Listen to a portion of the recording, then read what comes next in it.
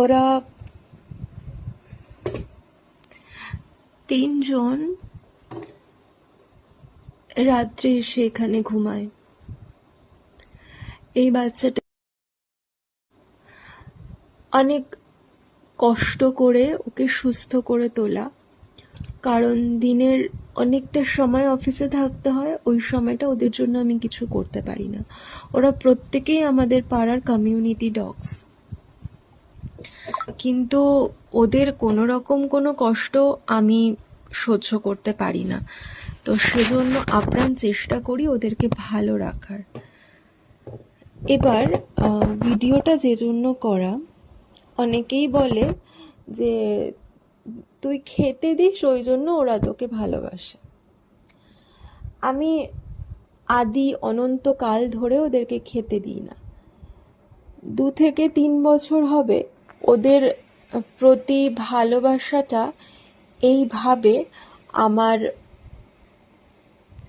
তৈরি হয় বা ওদের জন্য আমি ভাবতে আরম্ভ করি।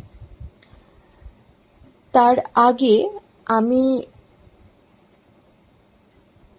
গুরুতর অসুস্থ হয়ে যাই, আর ওদের জন্য আমি সেই ডিপ্রেশন থেকে ফিরে আসি। যারা বলে আমি ওদের জন্য করি, তাদেরকে আমি এটা বলতে চাই, আমার জন্য তার থেকে অনেক বেশি ওরা করেছে। সেদিন আমি ওদেরকে খেতে দিতাম না। সেদিন ওরা বিনা কারণেই আমাকে ভালোবেসেছিল। আমার কারুর জন্য বিনা স্বার্থে কিছু করা বা ভালোবাসা পুরোটাই ওদের থেকে শেখা। তো যারা এরকম ভাবো যে খেতে দেয় বলে ভালোবাসে, এটা ভুল ধারণা। হ্যাঁ, আমাদের মতো ইমোশন ক্যালকুলেশনটা ওরা জানে না, তবে ওরা ভালোবাসা আর ভালোবাসার মানুষ খুব ভালোভাবে চেনে। খেতে দিলেও চেনে, স্বার্থ থাকলেও চেনে, খেতে না দিলেও চেনে, স্বার্থ না থাকলেও চেনে।